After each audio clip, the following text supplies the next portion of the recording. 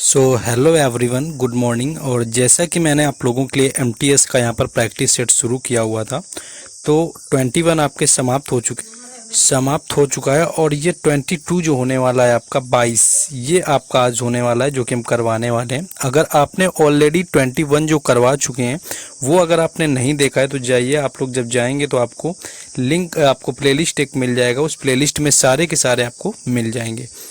तो चलिए शुरुआत करते हैं आज 22 सेट का, कि आज 22 जो सेट है उसके अंदर कौन कौन से क्वेश्चन आपके रहने वाले हैं। पहला क्वेश्चन हमारा आ जाता है कि Rikhampada dance is related to which of the following state. देखिए रिखमपाड़ा क्या है, कई बार आपका पूछा भी गया है। रिखमपाड़ा की बात करें तो अरुणाचल प्रदेश आपका राइट आंसर हो जाएगा, जो कि नॉर्थ ईस्ट का हमारा एक स्टेट है रिखमपाड़ा।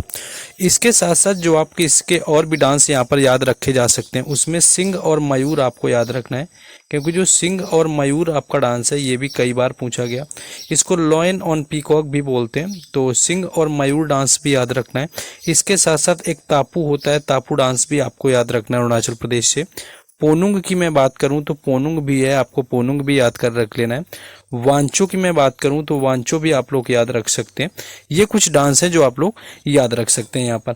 असम के आपको पता ही है, डांस की मैं बात करूं तो आपका बगुरम्बा होता है, असम का आपका बगुरम्बा है। बगुरम्बा के साथ में आपको बिहू यहाँ पर पता ही है। मेघालय का आपका वांगला महोत्सव याद रखेंगे। नोंग क्रेम आप लोग याद रखेंगे। ये आपके महोत्सव और डांस जो भी आपके लगातार पूछे जाते हैं उनको आपको याद रखना है। मिजोरम की मैं बात करूं, चेराव नृत्य आप लोग याद रखेंगे, काफ़ी इंपॉर्टेंट है। चेराव क्या है आपका यहाँ पर जो है मिजोरम का, इसको भी, जिसको बांस नृत्य बोलते हैं या 100 ड्रम वगैरह भी बोलते हैं, तो ये भी आपको याद रखना है मिजोरम का। नेक्स्ट हम लोग आ जाते हैं अगले क्वेश्चन में अपने, लेकिन उससे पहले आपको बता दूं कि जो हमारा टेक्स्ट बुक का सेल यहाँ पर चल रहा हुआ था, जो कि मैंने आपको ऑलरेडी बताया हुआ था कि किसी भी एग्ज़ाम की तैयारी करते हैं और अगर आप लोग मॉक टेस्ट नहीं लगाते हैं तो ये आपकी एक इमेजिनरी है कि आपका एग्ज़ाम क्वालिफाई होगा। तो टेक्स्ट बुक का जो हमारा सेल चल रहा था यहाँ पर, जीत का संकल्प सेल, जो कि 28 से लेकर के आपका 31 मई तक आपका रहने वाला था। आज इसका लास्ट दिन है, यानी कि आज के बाद ये ऑफ़र आपको महीनों देखने के लिए नहीं मिलेगा। तो जो लोग अभी तक परचेज नहीं कर पाए तो उन लोगों को बता दूं कि ओनली 263 में आपको 1 साल के लिए पास प्रो यहाँ पर मिल जाता है। वैसे भी इसका कल से आपको प्राइस जो है 439 यहाँ पर रहने वाला है। तो ये चीज़ आपको देख लेना है। मेरा कूपन कोड राज10 है। परचेज करने का लिंक आपको डिस्क्रिप्शन में दिया गया है। आज लास्ट डे है, ज़रूर परचेज करिए। 1 साल तक आप कोई भी एग्ज़ाम देना चाहते हैं, चाहे वो रेलवे हो, एसएससी हो, बैंकिंग हो, डिफेंस हो, तो आप एक ही पास से सारे एग्ज़ाम कवर कर सकते हैं। यानी कि यही एक आपका पास है, यानी कि एक पास है जो सारे एग्ज़ाम कवर करता है, जिसके अंदर 700 से ज़्यादा एग्ज़ाम की टेस्ट सीरीज और प्रीवियस ईयर पेपर मिलते हैं। 80,000 से भी मॉक टेस्ट इसके अंदर ज़्यादा यहाँ पर मॉक टेस्ट रखे गए हैं, जो कि हर एग्ज़ाम से रिलेटेड है।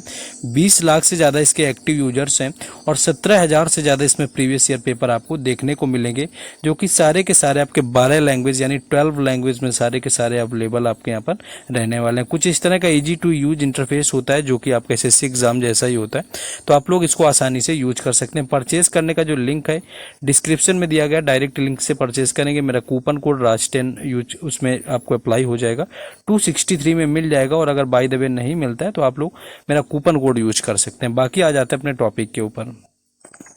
नेक्स्ट क्वेश्चन हमारा आ जाता है यहाँ पर। नेक्स्ट क्वेश्चन ये है कि which clause of the article 19 of the Indian constitution guarantees to right the move freely throughout the India territory of India. यानी कि कौन सा आर्टिकल होता है, यानी कि आर्टिकल आपको पता है कि 19 जो होता है हमें आप फ्रीडम देता है, तो आर्टिकल 19 का कौन सा पार्ट है जिसकी वजह से क्या होता है, फ्रीली यानी कि क्या होता है, स्वतंत्र रूप से भारत का भ्रमण करने के अधिकार की गारंटी देता है। आर्टिकल 19 का कौन सा भाग है हमारा, तो यहाँ पर आपका ऑप्शन डी जो है राइट आंसर हो जाएगा, यानी कि खंड डी, आपका ऑप्शन डी यहाँ पर राइट आंसर हो जाएगा। देखिए जो आर्टिकल 19 है इसमें कितने आपके 6 भाग कुल दिए हुए हैं, आप लोगों को याद रखना है। 6 भाग में क्या होता है, जो आपका 1A होता है यानी 19A होता है, ये आपके बोलने की आज़ादी देता है, यानी अभिव्यक्ति की स्वतंत्रता प्रदान करता है। और बी जो होता है, ये बी करता है जाके कि आप शांतिपूर्वक कहीं भी इकट्ठे कर सकते हैं, यानी गैदरिंग कर सकते हैं आप लोग। और तीसरा आपका क्या होता है, संघ या संगठन आप बना सकते हैं, सी के अकॉर्डिंग। एंड डी आपका क्या होता है, फ्रीली, यानी कि कहीं भी चाहे आप आसानी से घूम सकते हैं। इसके साथ साथ आप जो आपका ई होता है, यानी कि 19 का 1E जो होता है उसमें क्या होता है कि आप क्या कर सकते हैं, कहीं भी रहने की आपको आज़ादी होती, कहीं भी जा कर के आप बस सकते हैं। और 19 का आपका 1F की मैं बात करूं तो 1F क्या होता है, ये क्या करता है, कोई भी व्यवसाय यानी कि आप कोई भी बिजनेस करना चाहते हैं आप आसानी से कर सकते हैं, कोई भी रोक टोक इसके अंदर नहीं रखी गई। तो ये है हमारा आर्टिकल 19, ऑप्शन जो यहाँ पर 2 दिया हुआ है, खंड डी आपका राइट आंसर हो जाएगा। नेक्स्ट क्वेश्चन आगे है, निम्नलिखित में से किसने इंडिया गेट की रूपरेखा तैयार की, यानी who among the following design the India Gate. देखिए इंडिया गेट की मैं बात करूं, आपके इंडिया गेट की बात हो या फिर आपके प्रेसिडेंट आपका जो यहाँ पर आपकी बिल्डिंग है राष्ट्रपति भवन की बात कर लें, या पुरानी संसद की बात कर लें, पुराना संसद आपका हो गया, राष्ट्रपति भवन हो गया, इंडिया गेट हो गया, तो ये सारे के सारे एडविन जो लुटियंस थे इनके द्वारा बनाए गए हैं। ऑप्शन ए आपका राइट आंसर हो जाएगा। यानी एडविन लुटियंस थे, इन्होंने राष्ट्रपति भवन को बनाया, पुरानी संसद को बनाया। इसके साथ साथ क्या है कि इसके साथ साथ में आपका एडविन लुटियन के साथ में बनाया हुआ था 19 आपका ये यहाँ बनाया हुआ था, इंडिया गेट भी बनाया। और इंडिया गेट जो बना हुआ था ये 1921 में बन गया था, लेकिन जो आपका शुरू हुआ था मैं इसकी बात करूँ तो ये 1931 में इसकी शुरुआत हुई थी। ये चीज़ भी आप लोग याद रखेंगे। और आपको मैं याद दिला दूं, चंडीगढ़ की अगर आपसे बात होगी, चंडीगढ़ शहर का जो निर्माण किसने किया हुआ था, तो वो थे ली कार्बूसियर। ये भी कई बार आपसे पूछ लिया जाता है, कार्बूसियर थे, तो इसको भी आप लोग याद रखेंगे। बाकी ये सारे मैंने जो दिल्ली की बताए एडविन लुटियन के हैं। और द सोनोटॉप व्हाइट हॉल की मैं बात करूं, व्हाइट हॉल जो है, व्हाइट हॉल है जो कि लंदन का है, इसको किसने बनाया, तो इसको भी लुटियंस के द्वारा बनाया गया था। ये चीज आप लोग याद रखेंगे। नेक्स्ट है, which of the crops belongs to the fibre crops and it is produced on a large scale in India. यानी कि फसलों का कौन सा समूह है जो रेशेदार फसलों से संबंधित होता है और भारत में बड़े पैमाने पर आपका उत्पादित किया जाता है। तो अगर मैं बात करूं तो यहाँ पर आपका ऑप्शन जो 2 दिया हुआ है, जूट और भांग, यहाँ पर राइट आंसर हो जाएगा। देखिए रेशेदार फसल की आपसे बात करी गई है, इसको हम बोलते हैं आपका जो फाइबर क्रॉप आपकी होती है, यानी फाइबर क्रॉप की आपकी बात करी गई है। और अगर आपसे यहाँ पर ये भी पूछ ले कि कैश क्रॉप कौन सी होती है, यानी कि नगद जो आपकी जो फसल होती है, नकदी फसल जिसको बोल रहे हैं, यानी कि कैश जो क्रॉप होती है, तो वो भी आपका जूट ही होता है। देखिए बाकी जगह आपको जूट नहीं मिलेगा, तो यहाँ पर आपका मिल गया, तो यही आपका फाइबर भी हो गया और कैश क्रॉप भी हो गया। तो जूट और भांग जो है यहाँ पर राइट आंसर हो जाएगा। नेक्स्ट क्वेश्चन है, one of the major festival celebrated in Me Dam Phi the festival of worship of ancestors. देखिए ये आपका अच्छा क्वेश्चन है, ये आपको इतना याद रखना है, आपको जो फेस्टिवल है उसका नाम है मी दम मी फी। यानी इसमें क्या होता है कि पूर्वजों की पूजा की जाती है, यानी कि जो हमारे इंसेस्टर्स होते हैं उनकी वर्शिप करी जाती है। और इसका जो नाम है मी दम मी फी, यानी कि ये जब जब क्वेश्चन पूछा गया इसी फॉर्मेट में सेम पूछ लिया जाता है प्रीवियस ईयर के तौर पर। तो ऑप्शन जो आपका 4 दिया हुआ है ये आपका राइट आंसर हो जाएगा, यानी कि असम से आपका संबंधित है। असम से आपका कौन सा, मी दम मी फी जो है असम राज्य से संबंधित है। इसके साथ साथ चाय महोत्सव की मैं बात कर लूँ तो चाय जो महोत्सव होता है ये भी कहाँ पर होता है, तो ये भी कहाँ पर सेलिब्रेट होता है, तो असम में आपका मनाया जाता है। बाकी नागालैंड का आपका हॉर्नबिल यहाँ पर पता ही है, हॉर्नबिल ने आपका हॉर्नबिल क्या है कि 1 से 10 दिसंबर को होता है, ये चीज़ भी आपको याद रखना है। मेघालय का आपका वांगला महोत्सव पता ही है।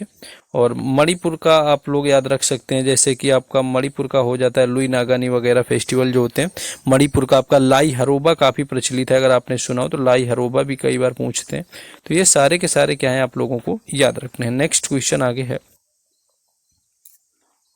नेक्स्ट है, When did the British East India Company started the permanent settlement system, यानी कि जो स्थायी बंदोबस्त प्रणाली है इसकी शुरुआत कब करी गई थी। देखिए यहाँ पर परमानेंट अगर मैं सेटलमेंट की बात करूँ तो इसका जो ईयर था वो था आपका 1793, यानी कि 1793 के अंदर क्या है इसकी शुरुआत करी गई। जब आपकी शुरुआत करी गई यही पूछते हैं आपका, देखिए यहाँ पर डेट ही पूछ लिया। और अगर आपसे ये पूछ लें कि आपका यहाँ पर आपके जो बंगाल के गवर्नर थे वो कौन थे, तो वो थे लॉर्ड कॉर्नवालिस, ये याद रखना, ये भी पूछ लेते हैं। उस टाइम जो गवर्नर थे कौन थे, तो लॉर्ड कॉर्नवालिस के टाइम पर क्या है कि स्थायी बंदोबस्त जिसको कि परमानेंट सेटलमेंट बोलते हैं उसकी शुरुआत करी गई लॉर्ड कॉर्नवालिस के टाइम पर। और लॉर्ड कॉर्नवालिस की मैं बात करूं तो ये एकमात्र ऐसे गवर्नर हैं जिनका मकबरा गाजीपुर में बना हुआ है। इनका स्टैटिक टाइप में क्वेश्चन कई बार आता है कि किस गवर्नर जनरल का जो मकबरा है वो गाजीपुर उत्तर प्रदेश में आपका बना हुआ है, तो वो होता है लॉर्ड कॉर्नवालिस का। नेक्स्ट आ जाते हैं अगले क्वेश्चन में। नेक्स्ट है पिंजर इज द नोवेल बॉय, यानी कि जो पिंजर है आपका एक नॉवेल है, ये किसका है, तो पिंजर की मैं बात करूं अमृता प्रीतम इसका राइट आंसर हो जाएगा, यानी कि अमृता प्रीतम ने जो है पिंजर लिखा हुआ है। और इसके साथ साथ इनका और आप लोग याद रख सकते हैं रसीदी टिकट, आप लोग याद रखिए क्योंकि रसीदी टिकट भी कई बार पूछा जाता है, अमृता प्रीतम का है। और कागज ते कैनवास, आपको ये भी इनकी याद रखनी है, कागज ते कैनवास, कागज ते कैनवास हो गया, रसीदी टिकट हो गया, पिंजर हो गया, ये तीनों कई बार पूछे जाते हैं तो ये आपको याद रखना है। किरण देसाई की मैं बात करूं तो इनहेरिटेंस ऑफ लॉस होती है, इनकी जो बुक है जो कई बार पूछी जाती है वो होती है inheritance of loss, inheritance of loss, तो इसको भी याद रखना है, इनहेरिटेंस ऑफ लॉस याद रखेंगे। कमला दास की जो कई बार बुक पूछी जाती है वो पूछी जाती है माय लाइफ, माय लाइफ जो है वो कमला दास की क्या है बायोग्राफी, और कई बार एग्जाम में एसएससी के पूछे जाती है। यहाँ पर अनीता देसाई की मैं बात करूँ तो अनीता देसाई की एक बुक बहुत पूछते हैं वो है फास्टिंग फीस्टिंग, फास्टिंग और फीस्टिंग, ये बुक इनकी बहुत पूछी जाती है, फास्टिंग फीस्टिंग। और इन कस्टडी जो एक बुक है ये भी इनकी काफ़ी पूछी जाती है अनीता देसाई की, तो इसको भी आप लोग याद रखेंगे, इन कस्टडी और फास्टिंग फीस्टिंग। तो ये सारे के सारे अगर आप लोग नोट करेंगे तो लगातार प्रीवियस ईयर देखने को यहाँ पर मिलेगा। नेक्स्ट क्वेश्चन है, आसान सा है बिल्कुल। Who nominates member of Rajya Sabha on the basis of citizens' excellence in literature, science, art and social services, यानी जिसको साहित्य विज्ञान और कला का सभी का जो सामाजिक ज्ञान होता है उनको राज्यसभा में कौन नामांकित करता है यानी कि नॉमिनेट करता है। देखिए 12 सदस्य क्या होते हैं जिनको यही सारे ज्ञान होते हैं आपके विज्ञान कला और साहित्य को, इनको नॉमिनेट किया जाता है राज्यसभा के अंदर। और राज्यसभा की बात करें तो ये राष्ट्रपति के द्वारा नॉमिनेट किए जाते हैं, तो ये चीज़ आपको याद रखना है कि जो होता है राज्य के अंदर जो नॉमिनेट किए जाते हैं वो राष्ट्रपति यानी कि प्रेसिडेंट करता है। टोटल जो मेंबर होते हैं 250 होते हैं, ये चीज़ भी याद रखना है। एंड आप लोग ये अब बताना है, एक क्वेश्चन आपके लिए कमेंट बॉक्स में है कि जो राज्यसभा होता है हमारा, राज्यसभा का आर्टिकल कौन सा, यानी कि राज्यसभा से रिलेटेड आर्टिकल कौन सा, ये आपको कमेंट करके बताना है। तो राष्ट्रपति होता है यानी प्रेसिडेंट जो 12 मेंबर को नॉमिनेट करता है, जिनको क्या होता है आपका साइंस और वगैरह जो आपका होता है, साइंस हो गया, लिटरेचर हो गया, इनके बारे में जो नॉलेज होता है सोशल सर्विसेज का, तो उनको नॉमिनेट किया जाता है। 250 आपके मेंबर होते हैं। नेक्स्ट है, When were the Asian Games organized in India for the second time? देखिए एशियन गेम की मैं बात करूं कि एशियन गेम आपके कब ऑर्गेनाइज हुए, तो पहली बार यानी कि जो फर्स्ट टाइम आपकी शुरुआत हुई थी वो हुई थी जाकर के कब 1951 में, यानी कि जब एशियन गेम्स स्टार्ट किए गए वो टाइम था 1951। और स्टार्टिंग ही कहाँ पर हुई थी, तो भारत में, यानी कि पहली होस्ट कंट्री जो थी वो इंडिया बनी 1951 में, और तभी जो है यहाँ पर एशियन गेम की शुरुआत हुई थी। और जब सेकेंड टाइम यहाँ पर होस्ट किया इंडिया ने, दैट वाज 1982 यानी कि 1982 में क्या है कि दूसरी बार यहाँ पर आयोजन किया हुआ था भारत ने, पहली बार 1951 में किया और तभी इसकी शुरुआत हुई थी। वहीं अगर कॉमनवेल्थ गेम की मैं बात कर लूँ यानी कि राष्ट्रमंडल जो खेल थे, कॉमनवेल्थ की अगर आप लोग बात करेंगे, राष्ट्रमंडल जिनको बोलते हैं, राष्ट्रमंडल खेलों की बात करें तो इनकी शुरुआत 1930 यानी 1930 में हुई थी हैमिल्टन कनाडा के अंदर। अगर इनकी मैं बात करूं हैमिल्टन कनाडा में हुई थी। और इसके साथ पहली बार जो इंडिया में आपके होस्ट किए गए कॉमनवेल्थ गेम वो 2010 में हुए थे, एक बार ही ये होस्ट हुए हैं, ये चीज़ याद रखना है, क्वेश्चन डायरेक्ट आएगा। 2010 में एक बार इंडिया ने होस्ट किया है जो कि राष्ट्रमंडल खेल आपके, और ये कहाँ पर हुए थे, न्यू दिल्ली में हुए थे, तो ये चीज़ याद रखेंगे। नेक्स्ट है, निम्न में से सरकारी बजट में राजस्व व्यय का उदाहरण कौन सा है? Which of the following is the example of revenue expenditure in the government budget? देखिए जो आपका राजस्व व्यय का उदाहरण होता है, देखिए तो पहला ऑप्शन है सरकारी कर्मचारियों का वेतन का भुगतान, तो पहला ही आंसर आपका हो जाएगा। यानी कि जो सरकारी कर्मचारी होते हैं, payment of salaries of government employees, यानी कि जो गवर्नमेंट एम्प्लॉयज होते हैं उनकी जो सैलरीज वगैरह जाती है वो किससे जाती है, यहाँ पर आपके राजस्व व्यय से जाती है, यानी कि रेवेन्यू जो एक्सपेंडिचर होता है उससे जाती है। ऋण कर का भुगतान ऑप्शन ही नहीं होगा, किसी राज्य का स्वामित्व वाली कंपनी में ये भी नहीं होगा, और नए राजमार्ग का निर्माण, तो देखिए ये हमारे राजस्व वैसे नहीं किया जाता है, तो इसमें ऑप्शन ए जो है राइट आंसर हो जाएगा। नेक्स्ट क्वेश्चन आगे है, Who among the following is acclaimed Kathak dancer who has many awards to his name? इनमें से क्या है कि आपका कौन सा कथक का आपका डांसर है जिसने कई पुरस्कार जीते हुए हैं? तो देखिए आप ऊपर से ही देखते चले, पंडित बिरजू महाराज आपका पहला ही मिल गया, तो ऑप्शन आपने राइट कर दिया, यानी कि बिरजू महाराज का तो नाम वैसे भी फेमस है। उस्ताद अल्लाह रखा खां की आपकी बात करूं तो इनका संबंध तबला से है, ये चीज़ याद रखना है। पंडित शिव कुमार शर्मा की मैं बात करूं, इनका संबंध संतूर से है, और उस्ताद बिस्मिल्लाह खां की मैं बात करूं, इनका किससे, शहनाई से। तो ये तीन तो वैसे ही खत्म हो गए, पंडित बिरजू महाराज बचे, बिल्कुल आसान से क्वेश्चन थे। और अवार्ड में इनके ये याद रखें कि 1986 में क्या है, इनको मिला हुआ था पद्म विभूषण, पद्म विभूषण मिला हुआ था 1986 में, ये भी डायरेक्ट क्वेश्चन स्टैटिक में आता है। और क्या याद रखेंगे, और याद रख सकते हैं, कुमकुमधर एक नाम याद रखिए, यानी कि जो कुमकुमधर थे, कुमकुमधर ये पहले व्यक्ति थे जिनको कथक का साहित्य नाटक अकादमी पुरस्कार मिला। साहित्य नाटक अकादमी जो पुरस्कार था, इसकी शुरुआत 1953 में हुई थी, यानी स्थापना, और ये कथक के मामले में जो पहली बार मिला वो कुमकुमधर को। लेकिन ओडिसी की बात करी जाए तो ओडिसी में मिला हुआ था केलुचरण महापात्रा को। कुछ और लोग कथक से संबंधित है, जैसे कि उमा शर्मा का नाम हो गया, ये चीज याद रखेंगे। रोहिणी भाटे याद रखेंगे, रोहिणी भाटे हो गया। इसके साथ में मुन्ना लाल शुक्ला याद रखेंगे, ये भी कथक से मुन्ना लाल शुक्ला। और कुमुदनी लखिया भी याद रखेंगे, इनका भी संबंध किससे है, कथक से है। बाकी नलिनी और कमिलिनी जो अस्थाना है उनका भी नाम यहाँ पर याद रख सकते हैं। नेक्स्ट क्वेश्चन है, At which place did दादा भाई Nehru ji use the word Swaraj for the first time in the Congress session? यानी कांग्रेस का जो अधिवेशन था उसमें सबसे पहली बार कब यूज किया गया था? स्वराज जो शब्द का प्रयोग है वो पहली बार कब किया गया कांग्रेस के अधिवेशन में? तो अगर मैं इसकी बात करूं तो सबसे पहली बार ये हुआ था 1906, यानी कि 1906 में। 1906 में first time Swaraj word use किया गया था, और यूज करने वाले जो व्यक्ति थे वो थे दादा भाई नेहरूजी, इन्होंने सबसे पहली बार इसको यूज किया हुआ था। और ये अधिवेशन था कोलकाता का, यानी कि ऑप्शन 2 राइट आंसर हो जाएगा। कोलकाता अधिवेशन 1906, एंड दादा भाई नेहरूजी जो थे इन्होंने पहली बार स्वराज वर्ड का इस्तेमाल किया हुआ था। बाकी कुछ आप लोग याद रख सकते हैं अधिवेशन के अध्यक्ष, जैसे कि आपका 1938 याद रखना है। 1938 का जो हरिपुरा का अधिवेशन था इसके अध्यक्षता करी हुई थी, यानी कि कौन था, तो सुभाष चंद्र बोस ने करी हुई थी। 1924 का आप लोग को याद रखना है, बेलगाम का 1924 बेलगाम अधिवेशन की अध्यक्षता गांधी जी ने करी हुई थी। 1925 का कानपुर का अधिवेशन था और इसकी अध्यक्षता करी हुई थी सरोजनी नायडू ने, इसको भी आप लोग को याद रखना है। और 1929 में क्या हुआ था, नेहरू जी ने इसकी अध्यक्षता करी हुई थी। तो ये आपको चीजें याद रखनी है। नेक्स्ट आगे आ जाते हैं अगले क्वेश्चन में।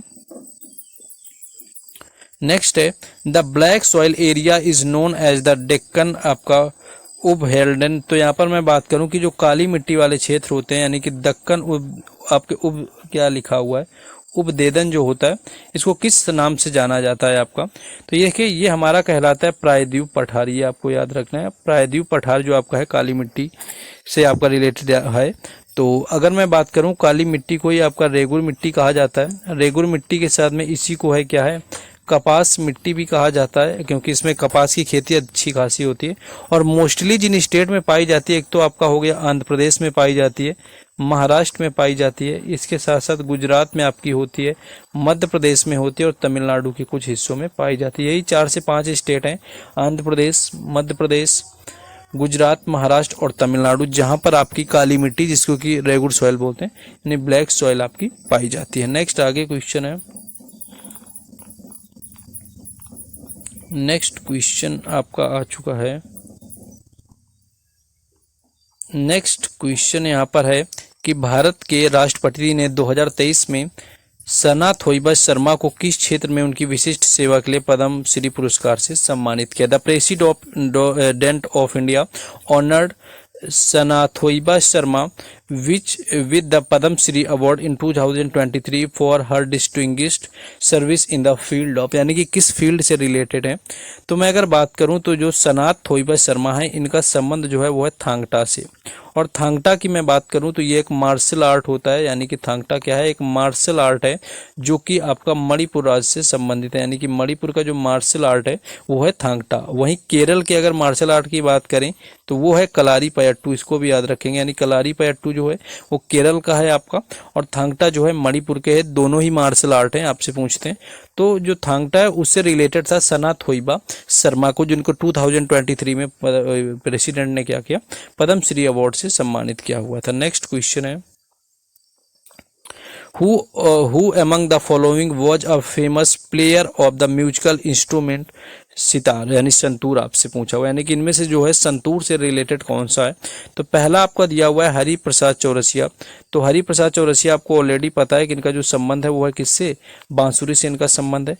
पंडित कुमार गांधर्व हो गए, पंडित रविशंकर हो गए, और पंडित शिव कुमार शर्मा आपका हो गया, यानी सबसे लास्ट में जो आपका नाम दिया हुआ है पंडित शिव कुमार शर्मा, इनका जो संबंध है वो किससे है, संतूर से है। और ये कई बार पूछा जाता है, बिल्कुल पॉपुलर नाम हो गया, लेकिन कुछ नए नाम आप लोग याद रखेंगे। एक तो आप तरुण भट्टाचार्य याद रखिए, तरुण भट्टाचार्य आपसे पूछा जाए कभी, तरुण भट्टाचार्य क्या हो गया, ये आपके हो गए यहाँ पर संतूर से संबंधित।